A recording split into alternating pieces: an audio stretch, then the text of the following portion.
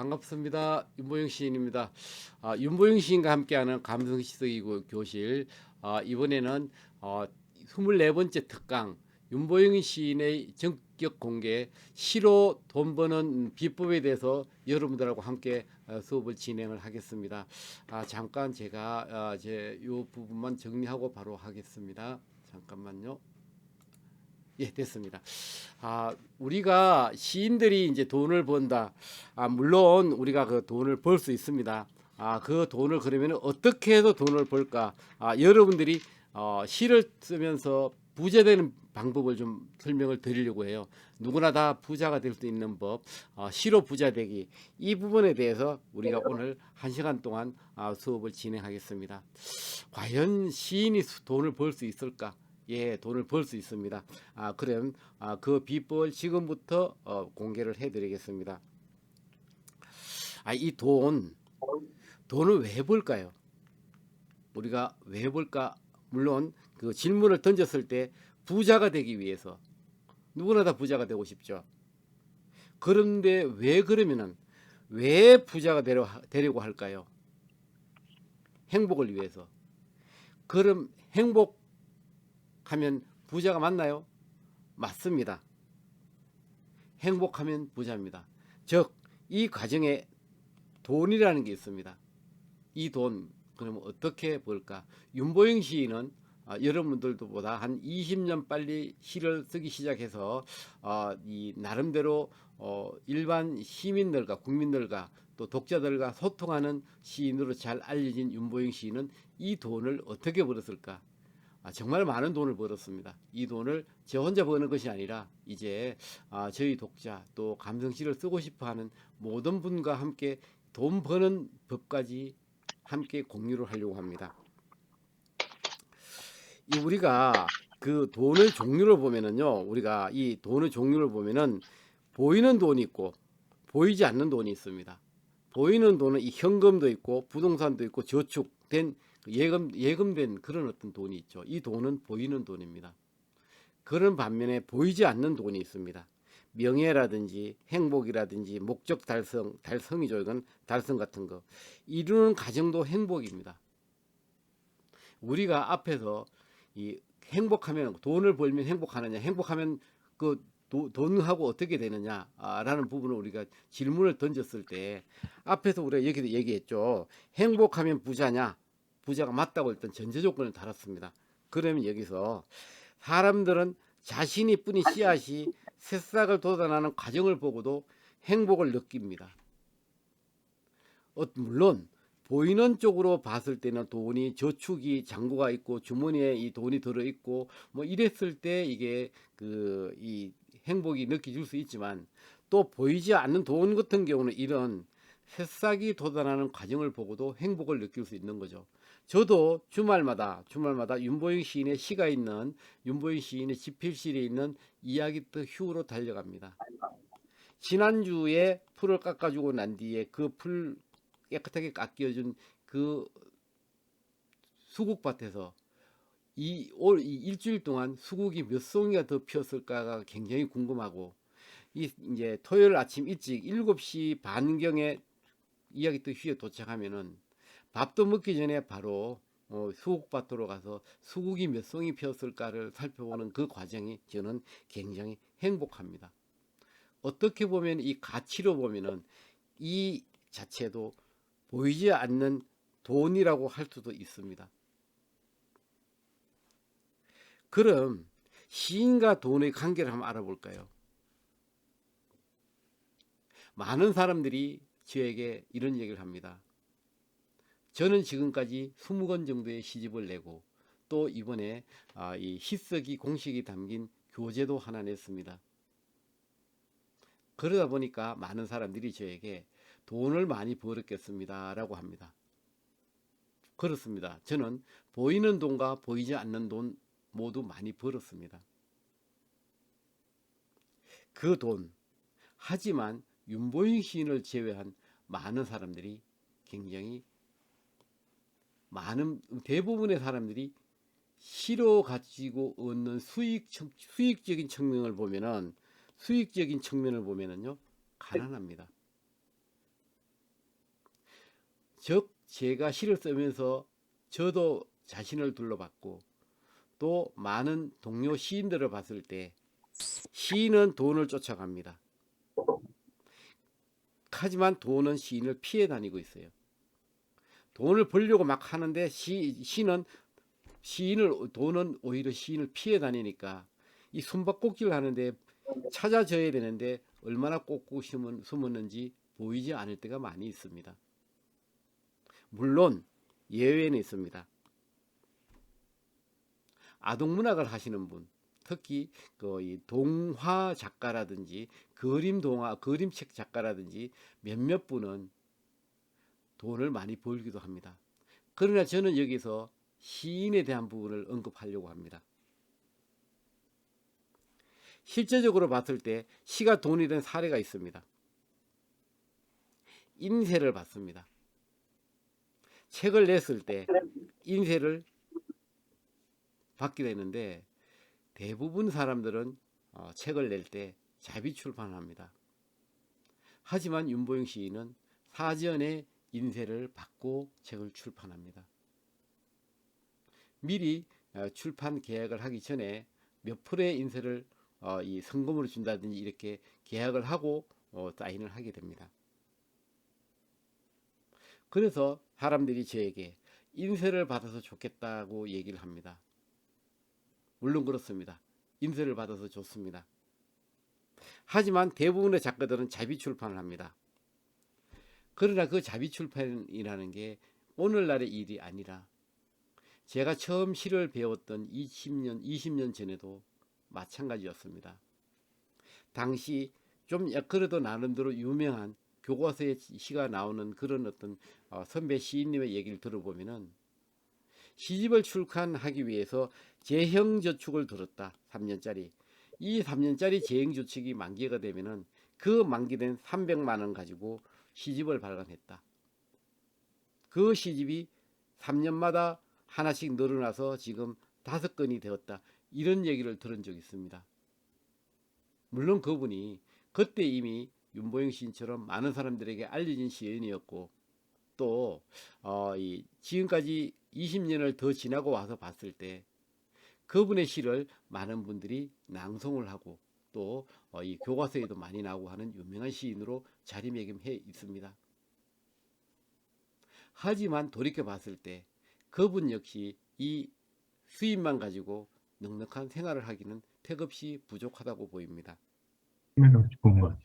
이와 같이 인쇄 외에 또 시 사용료라는 게 있습니다. 문예지에 발표하거나 또 지하철역 같은 데 공모를 해가지고 여기에 포상금도 있을 수 있죠. 저처럼 신춘문예 당선을 하면은 그 시상금도 받게 됩니다. 또 윤보영 시인의 시처럼 광고에 사용하면 사용료도 받게 됩니다. 이런 것들이 시가 될 수 있는 사례로 윤보영 시인은 다 경험을 한 그런 어떤 수익을 주는 돈들입니다. 그러면 윤보영 시인의 사례를 들어봤을 때 직접 수익과 간접 수익이 있습니다. 직접 수입을 먼저 말씀드리면 인세라는 게 있는데 대부분 많이 받으면 인세가 10% 정도를 받을 수 있고 또 7%, 6% 심지어 인세가 제로인 경우가 있습니다. 전액 자비 출판을 하게 됩니다. 물론 여기서 여러분들이 이 시를 배워서 첫 초판 시집을 발간할 때는 출판사에서 인세를 주지 않습니다. 왜? 자신의 이름을 걸고 출판했을 때 그 출판사의 책을 이 독자들이 사주는 그런 어떤 고정 독자가 확보되어 있을 경우에 가능한데 출판사에서 시가 좋다고 이 시인의 우리가 초판을 내는 이 시집을 출판사 부담으로 발간을 하게 되면은 책이 팔리지 않고 창고에 쌓이게 됩니다. 그 쌓인 책이 오히려 창고 보관료만 나가게 되는 그런 상황이 되는 거죠. 그러니까 돈을 미리 전체 500건이면 500건, 700건, 700건 이렇게 전체를 돈을 받고 출간을 하게 됩니다.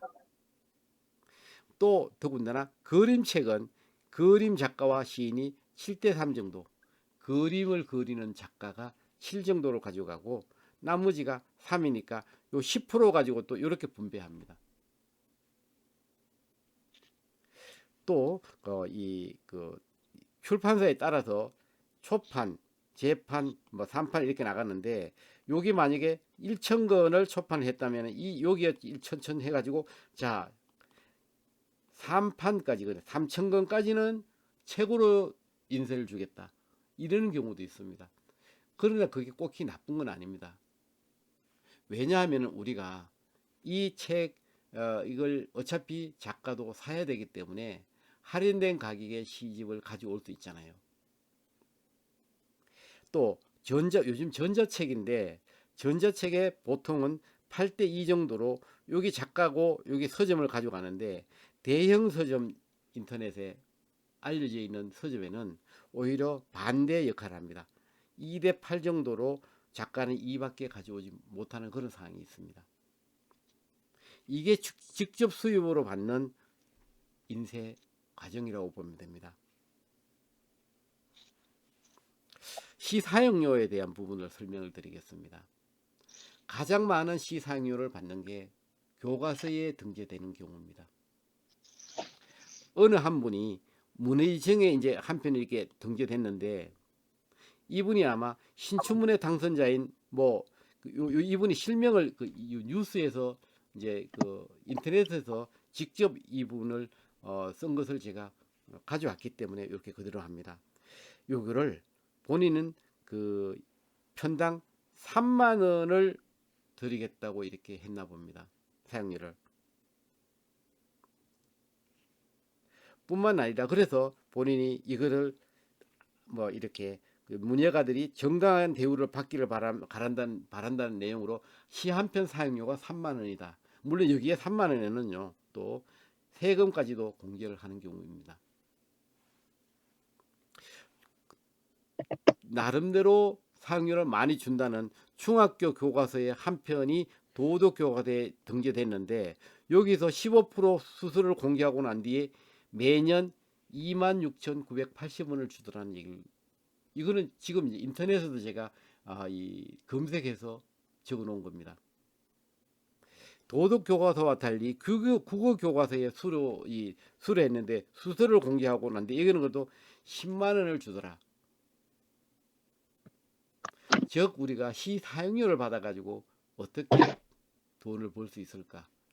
정말 어떻게 보면 힘들다고 볼 수 있죠. 물론 윤보영 시인의 시도 교과서에 등재된 시들이 있습니다. 당연히 이와 같은 과정을 거쳤겠죠. 물론 나중에 다 기부는 했지만 참고 서적을 만들고 이럴 때 시험 문제 내고 하는 참고 서적을 만들 때는 그 참고 서적을 만드는 그 회사에서 별도로 사용료를 주고 이 시를 사용하는 경우는 있습니다. 그럴 때는 좀 나름대로 또 금액이 높아질 수 있는데 일단은 이 교과서의 금액은 조달청 단가 이런 게 아마 공고가 되어 있는 금액이 나올 겁니다. 이거와 달리 중학교는 교과서도 교재 종류가 여러 가지 출판사에 따라 다르거든요. 그런데 초등학교 국어 교과서는 한 가지밖에 없습니다. 그러다 보니까 초등학교 국어 교과서는 좀 금액이 더 높다고 이렇게 보시면 되겠습니다. 초등학교 교과서는 인쇄 부수가 많기 때문에 좀 금액이 높다 이렇게 아시면 되고요. 또 시 사용료를 가지고 따을 때 5만 원을 받았어요. 5만 원에 만약에 이게 세금 떼고 4만 5천 원을 받았다. 요거는 출판사와 시인이 또 5대 5로 또 나누어 가집니다. 뿐만 아니라 문예지 같은데 시를 등재할 때 대부분 그냥 무료로 합니다. 책으로 대신 드리겠습니다. 이렇게 얘기합니다. 그러다 보니까 이 사용료 가지고 우리가 돈을 벌기는 나름대로 어렵지 않나 이런 생각이 듭니다. 그래서 시인과 경제를 한번 연관지어 봤을 때 시인은 경제가 어떠냐? 전업작가라고 하면은 가난하다. 가난이 따라다닌다. 왜? 시인은 돈을 쫓아가지만 돈은 시인을 피해 다니기 때문에 가난할 수밖에 없습니다. 평균 연봉이 가장 낮은 직업 10순위로 했을 때 1순위가 자연 및 문화 해설사고 2순위가 시인으로 이렇게 나와 있습니다. 물론 여기는 저는 이해가 안 되는 게 월, 연 1200만 원이라고 되어 있습니다. 또 한 곳에는 540만 원이라고 하는데, 제가 봤을 때 제 주위의 시인들은요, 한 달에 유로로 돈 받고 시 사용료 받으면서 시를 문예지에 출간하는 경우는 극히 드뭅니다.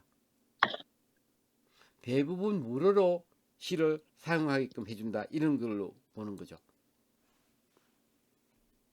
그래서 저는 시인에게는 전업 작가가 아니라 시인과 시인으로 봤을 때 원래 이 시인은 전업 작가로 해서 시를 써서 먹고 살아야 되는 이런 부분이 보장이 되어야 되지만 이게 안 되니까 이 오늘날의 시인은 취미로 시를 쓰는 게 좋다.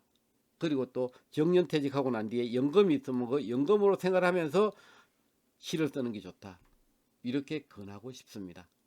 또 문창과를 가거나 또 문예창작과를 가거나 뭐 국문학과를 가가지고 졸업을 했다면은 그 사람들은 주로 전업 작가가 되는 것이 아니라 기자가 되거나 방송 작가가 되거나 또 홍보 부서에 근무하거나 이런 업무에 종사하는 경우가 대부분입니다. 여러분들, 그러면 윤보영 시인의 수입은 얼마가 될까 궁금하셨죠? 이거 공개하려고 합니다. 윤보영 시인은 돈을 많이 벌었습니다. 생각외로. 뭘로 돈을 벌었나 하면요, 시로 돈을 벌었습니다. 자, 지금부터 윤보영 시인의 수익 과정과 금액을 공개할 겁니다. 윤보영 시인은요, 시쓰기 경력이 이제 25년 정도 되었습니다. 98년부터 시를 쓰기 시작했으니까 거의 한 25년, 20년 넘었죠. 지금까지 봤을 때 인쇄를 전체 실제적으로 현금으로 받은 것과 시집으로 받은 것, 그냥 책만 내준 것도 있고 인쇄를 준 경우도 있는데, 인쇄를 받은 걸 보니까 1200만 원 정도를 받았더라고요. 즉 한 건당 평균에 이게 우리가 이 현금으로 800만 원을 받았습니다. 즉 한 건에 100만 원씩 6건과 또 시쓰기 교재했을 때 200만 원, 이렇게 해서 현금으로 800만 원을 받았고, 나머지 책으로 받은 게 400만 원어치 책으로 받았습니다. 이렇게 받은 금액이 1200만 원 정도. 다만 여기 800만 원은 전액 어린이 동시 낭송대회에 기부를 조건해서 저의 통장으로 들어오지도 않고 바로 이쪽으로 동시 낭송대회에 후원하는 조건으로 출판사와 사인을 해가지고 그리로 다 저는 기부했습니다. 물론 책은 제가 받아서 강의할 때 사용하거나 이렇게 소비를 했습니다. 즉 어떻든 간에 지금까지 25년간에 받은 금액이 1200만 원 정도, 연 50만 원 정도의 수익을 저는 벌었다고 보는 겁니다. 강의료 부분을 말씀드리겠습니다. 제가 강의료를 전체를 한번 보니까 한 1800만 원 정도를 벌었습니다. 물론 이거는 국세청에 신고하고 받는 겁니다. 이 금액의 대부분은 제가 대학에서 고정 강의를 하면서 받는 금액이 이 대부분을 차지합니다. 이 1800만 원을 어디에 썼느냐? 제가 시화를 독자들에게 강의 때 나눠주고 또 무료로 주기 위해서 시화를 제작했는데 한 편에 10,000원을 주고 켈리 작가한테 300편 정도를 주문해서 300만 원 썼습니다. 또 제가 낭송 영상을 많이 만들었는데 이 낭송 영상을 처음에는요, 유명한 낭송가들에게 5만 원 녹음비와 5만 원 할인해서 영상 제작비, 이렇게 해서 10만 원의 비용을 들여서 영상을 만들어서 10만 회, 20만 회, 100만 회 이렇게 조회하는 유튜브 영상을 만들었는데, 이게 보니까 300개가 되는데 10만 원짜리 300편이면은 3천만 원을 들여서 제가 낭송 영상을 만들었습니다. 결국은 어떻게 보면 어떻습니까? 1,800만 원 벌었는데 3,300만 원의 비용을 들여서 낭송을 대중화시키는데 기여를 했습니다. 캘리그라피 대중화를 제가 앞장서서 이끌어 나왔습니다. 이렇게 하다 보니까 낭송하시는 분들이 윤보영 시인의 윤보영 이름은 다 기억하는 그런 어떤 오늘날의 현실이 된 겁니다.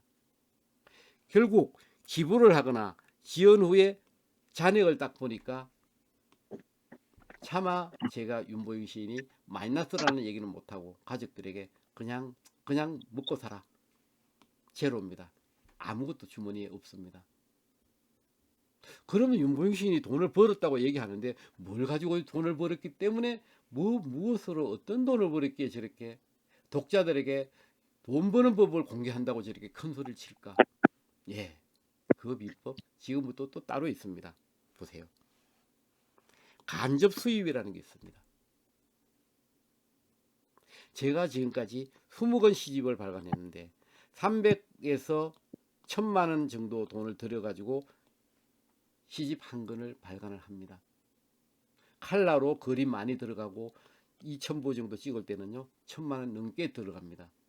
평균으로 봤을 때 예를 들어서 600만 원 정도로 돈을 들였다고 했을 때 제가 20권의 시집과 시트의 교재 한 권을 발간했는데 20권을 600만 원으로 보면은 이게 1억 2천만 원 정도가 됩니다. 뿐만 아니라 이 시트기 교재까지 합친다고 하면은 아마 1억 2,600만 원 정도가 소요가 되지 않았나 싶습니다. 그냥 평균적인 가격으로 이 12권의 13권의 시집을 23권의 시집과 20권의 시집과 한 권의 교재를 발간하는데 총 비용이 1억 2,600만 원이 들어갔지만 윤보영 시인은 돈을 하나도 쓰지 않았다. 그렇게 보면은 윤보영 시인은 시집을 통해서 무려 1억 2,600만 원을 돈을 버는 겁니다. 서울에 있는 남산이 아무도 자기가 남산에 지분을 갖고 있다는 것을 모릅니다. 하지만 서울 시민의 경우는 알고 보면은 1000만 분의 1의 남산의 지분을 갖고 있습니다. 즉 내가 시집을 무료로 20권의 시집을 발간하는 이 자체가 그냥 돈을 못 벌었다가 아니라 1억 2천만 원의 돈을 한 푼도 투자하지 않았다면 그만큼 1억 2천만 원을 돈을 벌었다고 봐도 되겠습니다. 뭐 하세요? 여기에 대해서는 제가 강의 때나 이렇게 설명을 하면은 처음에는 공감을 안 해주다가 이 설명을 구체적으로 듣고는 맞다고 공감을 해줍니다.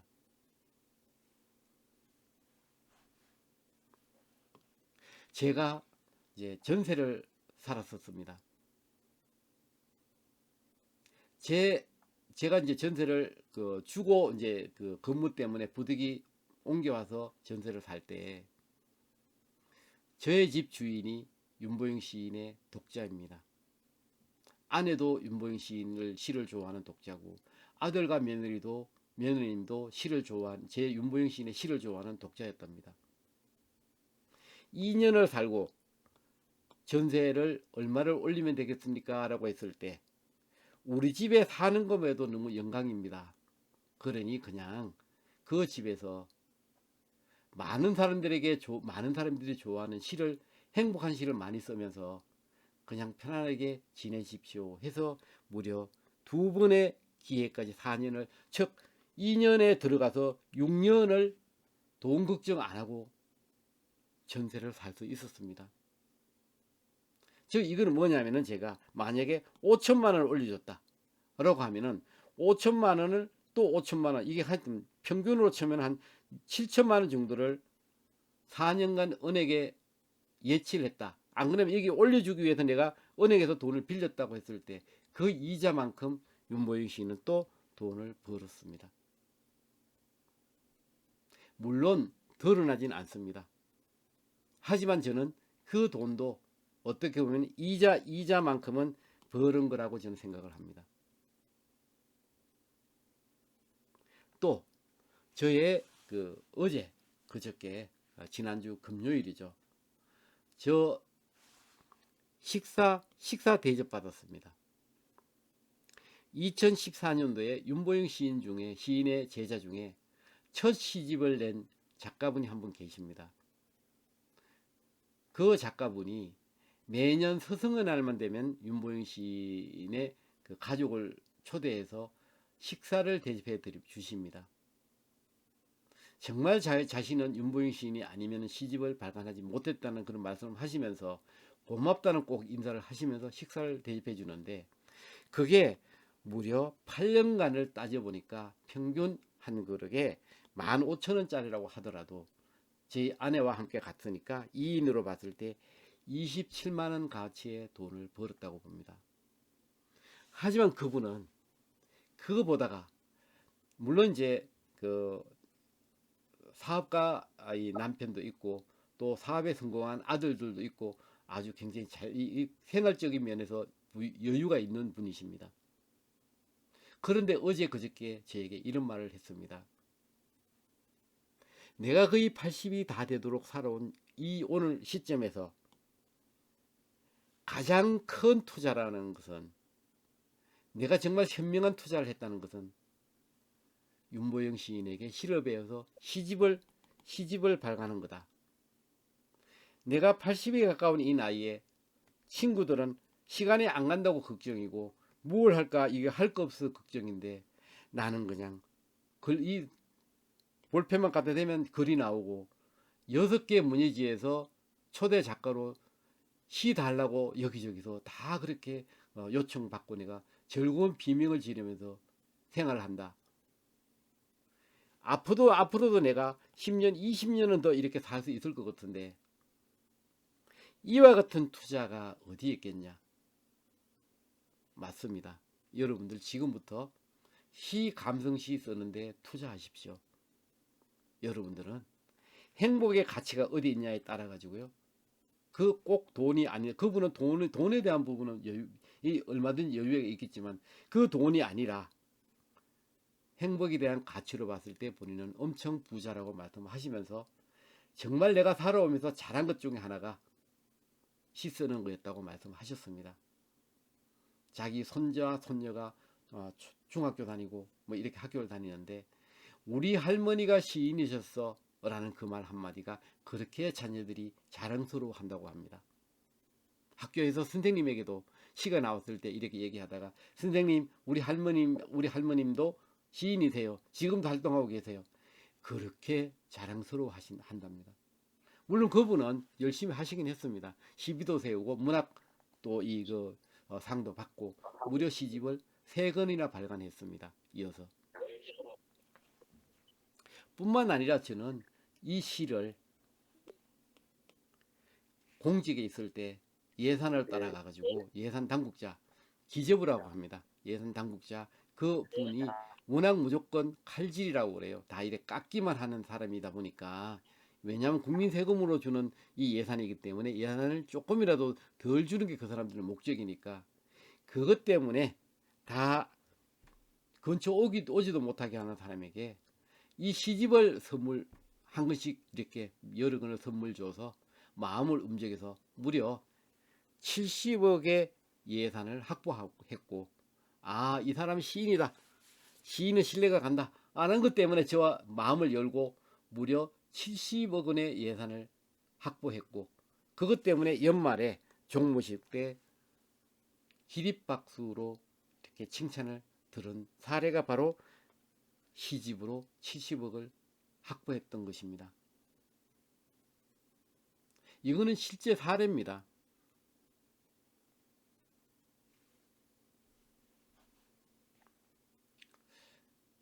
그렇게 간접적으로 수익도 있었을 뿐만 아니라 또 다른 인지도 상승이라는, 인지도가 높아졌다, 이런 어떤 그 가치도 있었습니다. 어떻게 보면 이 자체도 수익입니다. 왜냐하면 자신의 인지도를 높이기 위해서 광고비를 많이 투자하는데, 이 시로 인해서 윤보영 시인의 이름이 인공지능 챗봇이라고죠. 거기서 윤보영 시인을 뭐라고 부르니 했을 때 커피 시인입니다 라고 대답할 정도로 그렇게 인지도가 높아졌잖아요. 강사료의 단가가 인상되었습니다. 인지도 덕분이죠. 1회 강사료가 보통 100에서 80에서 99만 원 정도. 100만 원을 넘지 못하죠. 우리가 한도가 99만 원이기 때문에 그렇습니다. 물론 그 주최자에 따라서는 200만 원을 주고 싶다고 했는데 거절해가지고 99만 원 받은 경우도 있습니다. 학교나 국가 지방자치단체 등을 대상으로 그리고 기업을 대상으로 강의를 하는데 때에 따라서는 30에서 60만 원이고 재능기부 강의도 합니다. 즉 제가 이 직원들이 이번 특강을 윤보영 시인으로 했습니다고 했을 때 그 결제하는 라인에 있는 사람이 윤보영 시인의 이름을 들었으니까 아 그래 그 사람 하면 되겠다 하고 아무 그 저항이나 변경 없이 사인을 해줘야 됩니다. 그렇기 위해서는 인지도가 굉장히 중요합니다. 여기 저는 성공했습니다. 뿐만 아니라 윤보영 시가 있는 길이 조성되고요. 요게 춘천이나 성남에 윤보영 시가 있는 길이 조성되었습니다.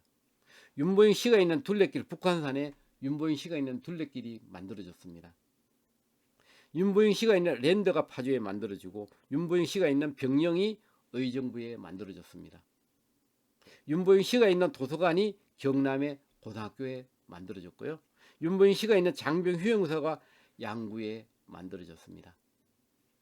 윤보영 시가 있는 정원이 현재 경기도 광주에 2만 평의 조성 중에 있습니다.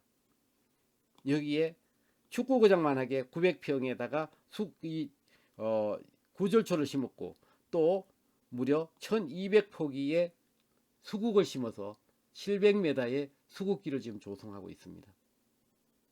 윤보영 시가 있는 정원, 여기 집필실도 있습니다. 또 서울 남산에다가 윤보영 시가 있는 길을 만들겠다고 설계를 한 것을 설계까지 된 적이 있었습니다. 이런 것들이 바로 인지도 상승이라는 그런 의미에서 성공을 했다고 보여집니다. 지난달에는요, 윤보영 시가 있는 마을이 하나 만들어졌죠. 우리가 관광버스 타고 가서 축하연도 공연도 하고 했는데 윤보영 커피 시인과 이 호계면에 있는 이 마을이 상생문화축제를 해서 윤보영 시가 있는 마을을 만드는 겁니다. 이게 실제적으로 이와 같은 게 이 마을 물론 마을 이장님이 주축이 돼서 저와 협약을 맺고 이렇게 윤보영 시가 있는 마을을 만들었지만 인지도가 없다면 이 가역 이런 것들이 가능했을까? 아니죠. 그렇다면은 그런 부분에 홍보비가 많이 막대한 돈이 들어가서 홍보를 해야 되는 부분을 SNS를 통해서 시를 통해서 저를 인지도를 높여주니까 이 또한 엄청난 가격의 그 어떤 값어치라고 볼 수 있습니다. 뿐만 아니라 제가 첨삭 지도 능력이 향상이 되었습니다. 2004년부터 첨삭 지도를 했는데 지금 현재 한 편 첨삭 지도하는데 가격으로 따지면 1만 원 정도의 가치가 됩니다. 왜냐하면 50만 원입니다. 10회에 한 번에 5편씩인데 50만 원입니다. 10번 50만 원을 50편 합니다. 한 편에 1만 원의 가치가 들어간다는 거죠. 이 정도의 저의 능력이 높아졌습니다. 뿐만 아니라 물론 이제 지금은요 전체를 다 1만 원이 아니라 재능기부로 지금 저는 하고 있고요. 또 경기도 광주에 2만 평짜리 그 넓은 공원이 있는 거기다가 윤보영 시인의 집필실이 마련되었습니다. 촬영실, 숙식 가능합니다. 이것을 제가 만약에 살려면은요 1억 정도를 주고 매달 사용료를 줘야 되는데 전기세, 인터넷 사용료, 밥값, 숙박비 뭐 모든 게 다 무료죠. 언제까지? 죽을 때까지. 이렇다 보니까 이건 엄청난 어떤 그 값어치의 효과, 수익이라고 볼 수 있는 거잖아요. 저는 제자 양성을 했습니다. 이분이 2014년도에 제 제자 중에 첫 시집을 발간했는데 그때 이분이 나이 70이셨습니다. 그러니까 거의 9년 가까이 됐으니까 이분이 80 가까이 되셨잖아요. 이분이 저에게 식사 사주신 분이세요. 그로부터 30명 정도가 아니라 훨씬 더 많이 있습니다. 지금도 출판사에 인쇄가 되고 있는 시인들의 제자들 시집이 몇 건이 있습니다. 재능 기부. 이분이 왜 윤보인 시인에게 고마워하냐면요. 이 첫 이분에게 강의를 시작할 때 2014년도에 제가 그 당시 공무원이었습니다. 이분에게 글을 가르쳐 드리겠다 했을 때 그걸 무료로 가르쳐 주겠다 했을 때 이 사람이 굉장히 의심을 했습니다. 그래서 제가 대한민국 공무원의 과장이라는 서기관 과장이라는 공무원증을 카피를 해서 그래서 그걸 보여드리고 보내주면서 설득을 해가지고 시를 쓰게끔 이끌어 드린 겁니다. 세상에 가족들과 아들, 딸 전체가 다 이상한 사람이다. 그냥 뭔가가 확심을 갖고 접근하니까 조심하라고 얘기를 했답니다. 왜? 느닷없이 시를 가르쳐 줬다고 백난에서 만나가지고 시를 가르쳐 주겠다고 하니 저게 뭔가 돈을 받고 하는 것도 아니고 무료로 해주겠다 하는데 뭔가 저의가 있다. 10년이 지나고 난 뒤에 보니까 그거는 진심이었다 인정을 하신 겁니다. 독자 만남이 이루어졌습니다. 중소기업 대표님께서 저에게 연락이 왔습니다. 작가님, 시인님, 저희 누님이 윤보영 시인 한 분 만나고 죽는 게 소원이랍니다. 한 분만 만나주세요. 그래서 제가 세종시에서 만났습니다. 그 누님이 70이 되신 누님이 내려오셔서 제 앞에 앉아서 그날 식사를 못 하셨습니다. 감격, 울컥울컥해서. 물론 그분은 우울증을 앓고 계셨는데 그로부터 저를 만나고 난 뒤에 그 우울증이 치료되고 윤보영 시인의 신앙송 콘서트나 이럴 때마다 이 중소기업 운영하는 남동생과 함께 관람을 오고 하셨습니다. 완치되셨습니다. 또 은행장 사모님이셨는데 연세는 많이 드셨습니다. 이분이 자신이 살아가면서 3가지 소원이 있다. 이루고 싶은 거. 첫째, 동유럽 여행. 둘째, 개인 시집 발간하는 거. 그 3번째가 윤보영 시인 만나고 죽는 것이었답니다. 이 3가지 중에 제가 들어가는데 제가 안 만나줄 수 없잖아요. 그래서 이분 만났고 이분은 자기의 소원을 다 이루었기 때문에 죽어도 여한이 없다. 물론 시집 발간을 제가 도와드렸습니다. 4번째 시집 발간이 그 당시 75 되셨던 이분의 시집을 제가 발간을 하도록 도와드렸습니다. 그로부터 7년 8년이 지났으니까 지금 80대 중반 이후가 되셨죠. 또 저는 초등학교를 시골에서 나왔습니다. 남녀공학이었죠. 그런데 요즘 이상한 현상이 일어납니다. 동창회 가면은 친구들이 사진을 같이 찍자고 합니다. 야 친구야, 내 친구가 글 좋아하는 내 친구가 단톡에 나한테 글을 올렸길래 내가 얘 내 친구라고 했더니 그렇게 좋아하더라. 그러나 믿지 않더라. 그래서 사진을 찍어가지고 직접 막 전화를 해가지고 바꿔주는 경우도 허다합니다. 그런데 제 잘 만나지 않는 친구 한 명이 저한테 고백을 하나 했습니다. 야 친구야, 정말 난 너하고 꼭 사진 하나 찍어 가야 돼. 왜? 뭔 일이 있니? 물었더니 자기 아내가 시를 좋아하는데 자기 아내가 이런 글 좀 보라고 남편한테 시를 한 편 보여줬답니다. 그래서 딱 보니까 윤보영이랍니다. 시 쓴다는 얘기도 들었고 이 친구 이 시인 내 친구인데 아내가 하는 말이 말도 안 되는 소리 하지 마라. 어떻게 당신 같은 사람이 윤보영 시인하고 친구가 될 수 있냐 하면서 면박을 줬답니다. 그래서 아니야. 이번에 내가 동창회 가서 걔 친구하고 사진 찍어오면 믿을 거지. 믿겠다. 사진 찍어 갖다 주고 봤더니 이 친구가요. 이 자기 아내가 제 콘서트나 이 팬카페 모임하고 이럴 때마다 열성적으로 찾아오는 독자였습니다. 이런 현상이 일어날 뿐만 아니라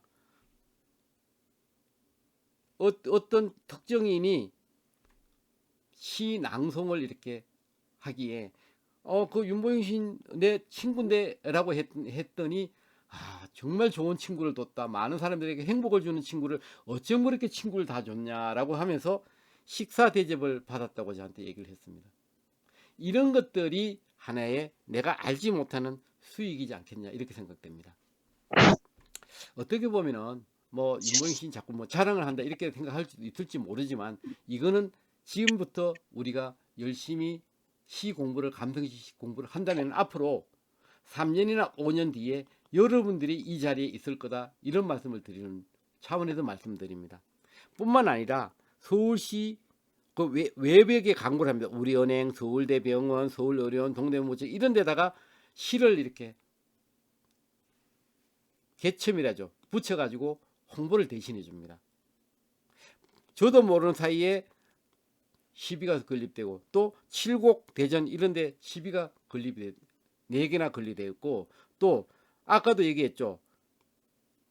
북한산 순례길 애국지사 묘역에 16개의 추모 시를 제시로 세웠습니다. 요 이준 열사, 신익규 선생, 조병우 박사, 이영 부통령 이런 분들의 시 16편을 제가 추모시를 거기다 묘소마다 다 세웠습니다. 이런 것들. 또 인지도 상승 효과를 보면은 카페 정기 모임을 하면은요 100명, 50, 70명 이런 그의 선착순 모집을 할 때 조기에 마감되는 이런 현상.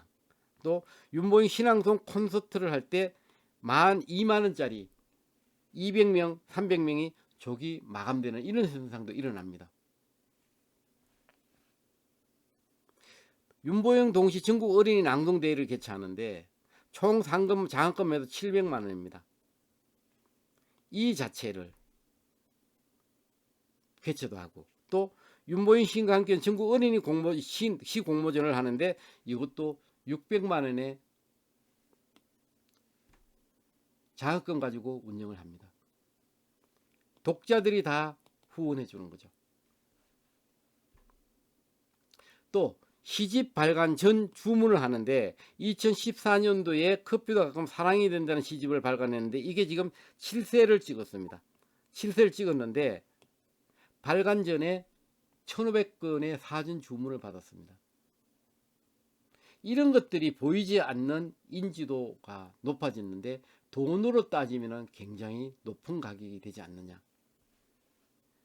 세상에 거저 피는 꽃은 없다. 윤보영 시인의 저서 요 직전에는 시집인데 이거는 무려 발간 전 2,500건이 사전 주문이 되었습니다.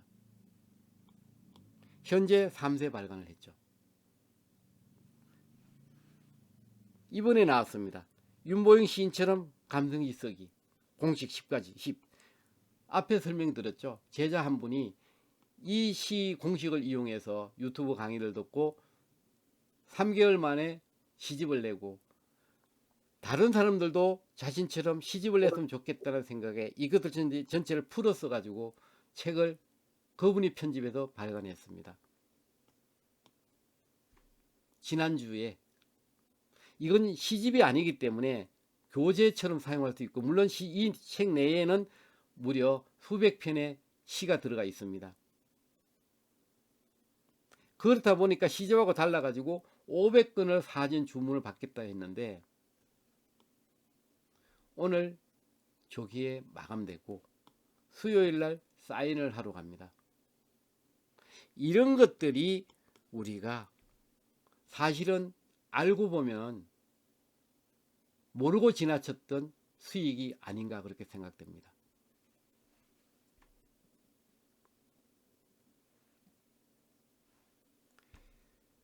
뿐만 아니라 저는 1만여 편의 창작시를 발표했고 지금도 오늘도 스승의 날 시를 한 편 발표했고 매일 이렇게 수많은 시가 발표되기 때문에 이것도 수익이다. 팔로워가 8만여 명, 7만여 명 되는 이것도 재산이다. 온라인 무료 강의반을 운영을 지금 이렇게 여러분들이 듣고 있죠.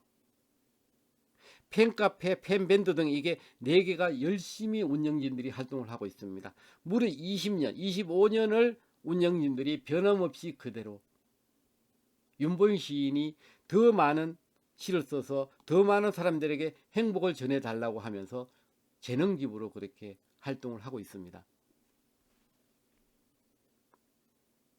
이 시를 그렇게 쓰다 보니까 윤보영 시인은 물론 보이는 돈도 있지만 그것보다는 산 너머 연못을 보는 안목이 길러졌어요. 이게 큰 소득입니다. 날마다 행복합니다. 일상에서 접목하다 보니까 웃음이 저절로 납니다. 보세요. 윤보영 시인 항우 추진 계획은요. 감성시 쓰기 교실을 운영하는데 어때요? 행복해 보여요? 안 행복해 보여요? 요게 일주 전에 오프라인 강의할 때 잠시 한 컷 했습니다. 행복해 보여요? 행복 안 해 보여요? 행복해 보이죠? 행복해 보여요. 이번에 동창회 갔습니다. 어린이 시인학교 운영할 건데 자 여러분들 윤보영 시인처럼 시인 되실 어린이 저요 강의 끝나고 이렇게 많은 예비 시인들이 탄생된 겁니다. 앞으로 어린이 시인학교 운영할 계획입니다.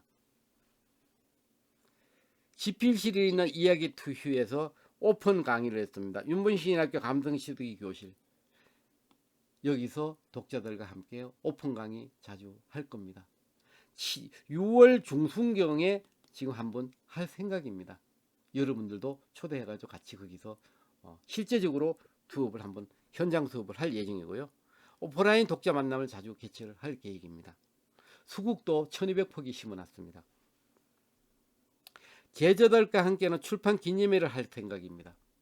지금 제가 시쓰기 교재를 만들었는데 이 교재와 제자들이 발간하는 시집을 가지고 10분 정도가 참여해서 1인당 10명씩만 초대를 합니다. 그럼 100명이죠. 100명이 한 권씩 시집을 사주면은 100권을 판매할 수 있는 그 돈. 10명이 서울에 괜찮은 장소 예약해서 출판 기념회 가질 계획입니다. 윤보영 시인과 켈리 작가들의 만남을 자주 개최할 건데 무려 이야기 때 후에 전국에 있는 켈리 작가 300명이 모여서 항아리마다 윤보영 시인 시를 300개 써놓고 갔습니다. 이런 행사도 개최할 겁니다. 또 구절초를 축구구장만하게 구절초 심어놓고 태화산 이 구절초 축제도 하고 수곡 축제도 개최할 예정입니다. 자, 수익을 분석해 보면은 현금 수익은 없으나 인지도 상승이라는 가치 확보에 윤보영 시인의 가치가 얼마일까요? 70억도 예산을 따왔던 윤보영 시인이 여기 좀 맛있습니다. 이 음식, 그 과일 싱싱합니다. 라고 했을 때 독자들이 따라서 신뢰를 하고 그것을 사주는 그런 현상이 되었다 보니까 이 가치가 얼마일까? 그거는 무한대라고 볼 수 있습니다. 자, 윤보영 시인이 이번에 지난주 동창회 갔을 때 이 우리 저희들 동창들이에요. 윤보영 시인이 이렇게 석화풀 두르고 분홍 안경을 쓰고 동창회장을 휘젓고 다녔습니다. 다니는 데마다 다 사진 찍어 달라고 같이 이렇게 했습니다. 이제는 시인도 스타가 될 수 있습니다. 도대체 저 사람이 누구냐고 묻는데 윤보영 시인이라고 그러면 깜짝 놀라는 사람이 그렇게 많았다고 합니다. 윤보영 시인 행복해 보여요? 행복해 안 해 보여요? 행복한 시인입니다. 행복에 대한 행복한 시만 씁니다. 즉 부자가 돈을 벌면 행복해진다. 행복하는 게 돈이 있고 돈은 부자다. 윤보영 시인은 행복한 시인은 결국은 부자다. 어마어마한 부자다. 행복하면 부자 맞아요, 안 맞아요? 맞죠? 그러니까 이 부자라는 돈은 윤보영 시인의 가치는 무한대, 알파. 이만하면 윤보영 시인 돈 많이 벌었죠. 윤보영 시인의 비법 나누고 있습니다. 나누어서 돌아보니까 다 이자까지 쳐서 저를 따라와 있습니다. 그럼 윤보영 시인의 최종 종착지는 어딜까? 사람들이 기억해주는 시 한 편 남기는 게 그게 윤보영 시인의 시석의 마지막 종착역입니다. 행복한 시, 행복은 결국은 부자 되는 것. 이렇게 해서 여러분들과 무려 1시간 딱 채웠죠. 이렇게 해서 윤보영 시인의 부자 되기, 돈 버는 법에 대한 강의를 마치겠습니다.